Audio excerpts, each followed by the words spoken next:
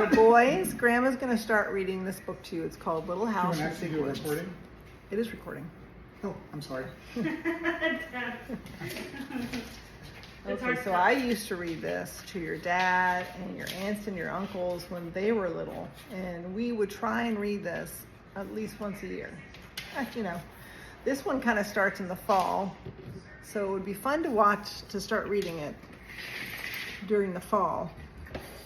And this is just like a little testing thing because I want to see how close I need to get it. And so that's the contents, and I'll show you the pictures as I read. As I read. In fact, I'll show them first. So here's Pa and Laura and Mary, and this is the little cabin that they lived in. And this was about, 150 years ago maybe? Once upon a time, 60 years ago, a little girl lived in the big woods of Wisconsin. In a little gray house made of logs.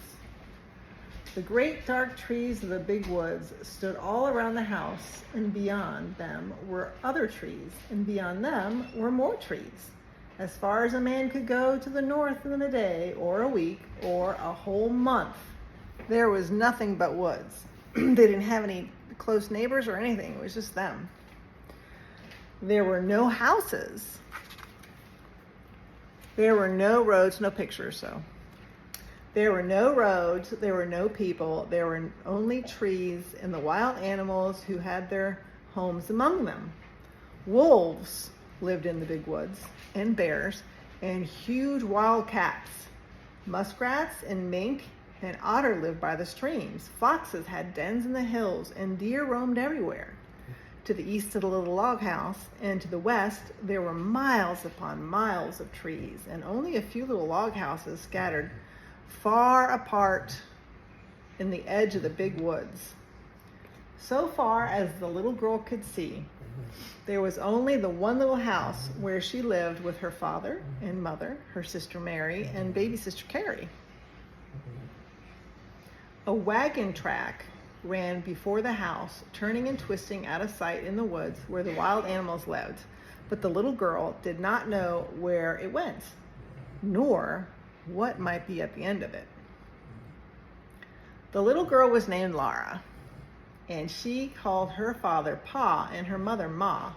In those days and in that place, children did not say father and mother, nor mama and papa, as they do now. At night, when Laura lay awake in the trundle bed, she listened and could not hear anything at all but the sound of the trees whispering together. Sometimes far away in the night, a wolf howled. Then he came nearer and howled again. It was a scary sound. Laura knew that wolves would eat little girls, but she was safe inside the solid log walls. Her father's gun hung over the door, and good old Jack, the brindle bulldog, lay on guard before it. Her father would say, "Go to sleep, Laura. Jack won't let wolves in." So Laura snuggled under the covers of the trundle bed and close beside Mary and went to sleep. One night her father picked her up out of bed and carried her to the window so that she might see the wolves. There were two of them sitting in front of the house. Ooh, no pictures. They looked like shaggy dogs. They pointed their noses at the big bright moon and howled. Jack paced up and down before the door, growling. The hair stood up along his back. He showed his sharp teeth, fierce teeth, to the wolves. They howled, but they could not get in. The house was comfortable. Upstairs, there was a large attic, pleasant to play in when the rain drummed on the roof. Downstairs was the small bedroom and the big room. The bedroom had a window that closed with a wooden shutter. The big room had two windows with glass in the panes, and it had two doors, a front door and a back door. All around the house was a crooked rail fence to keep the bears and the deer away. In the yard in front of the house were two beautiful big oak trees. Every morning, as soon as she was awake, Laura ran to look out the window. One morning, she saw in each of the big trees a dead deer hanging from a branch. Pa had shot the deer the day before, and Laura had been asleep when he brought them home at night and hung them high in the trees so the wolves would not get the meat. That day, Pa and Ma and Laura and Mary had fresh venison for dinner. It was so good that Laura wished they could eat it all. But most of the meat must be salted and smoked and packed away to be eaten in the winter. For winter was coming. The days were shorter and the frost crawled up the window panes at night. Soon the snow would come. Then the log house would be almost buried in snowdrifts, and the lake and the streams would freeze. In the bitter cold weather, Pa could not be sure of finding any wild game to shoot for meat. So this is in Wisconsin. It's very cold during the winter.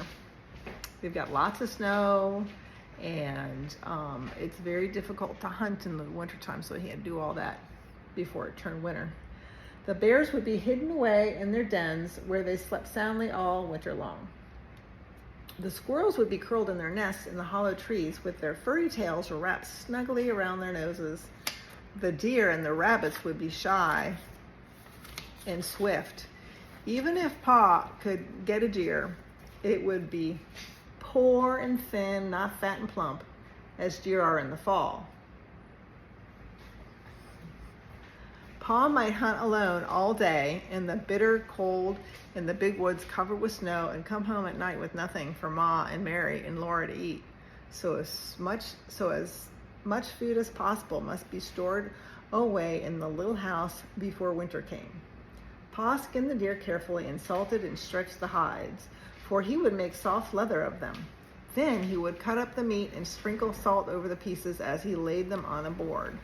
Standing on the end in the yard was a tall length cut from the trunk of a big hollow tree. Pa had driven nails inside it as far as he could reach from each end. Then he stood up, put a little roof over the top, and cut a little door on one side near the bottom. On the piece that he cut out, he fastened leather hinges. Then he fitted it into place, and that was the little door with the bark still on it. After the deer meat had been salted several days, this was kind of like the Traeger of the day. Pa cut a hole near the end of each piece and put a string through it. Laura watched him do this, and then she watched him hang the meat on the nails in the hollow log. He reached up through the little door and hung meat on the nails as far up as he could reach. Then he put a ladder against the log, climbed up to the top, moved the roof to one side, and reached down inside to hang meat on the nails. Then Pa put the roof back again, climbed down the ladder, and said to Laura, "Run over to the chopping block and fetch me some green hickory chips, new clean white ones." So Laura ran to the block where Pa chopped wood and filled her apron with the fresh, sweet-smelling chips. Just inside the little door of the hollow log, Pa built a fire of tiny bits of bark and moss, and he laid some of the chips on it very carefully. So this is the trunk that she's describing. It really is just a hollowed out tree, but Pa is using it to smoke his meat. And when you smoke and dry and salt meat, it can last a long time. Oh, look at her. Now that's Laura running back with the pieces of the chipped green hickory. And then that's where it goes. Instead of burning quickly, the green chips smoldered and filled the hollow log with thick, choking smoke. Pa shut the door, and the little smoke squeezed through the crack around it, and a little smoke came out through the roof, but most of it was shut in with the meat. There's nothing better than good hickory smoke. Nothing better than good hickory smoke. Pa said, "That will make good venison that will keep anywhere in any weather." Then he took his gun and slinging his axe on his shoulder, he went away to the clearing to cut down some more trees. Laura and Ma watched the fire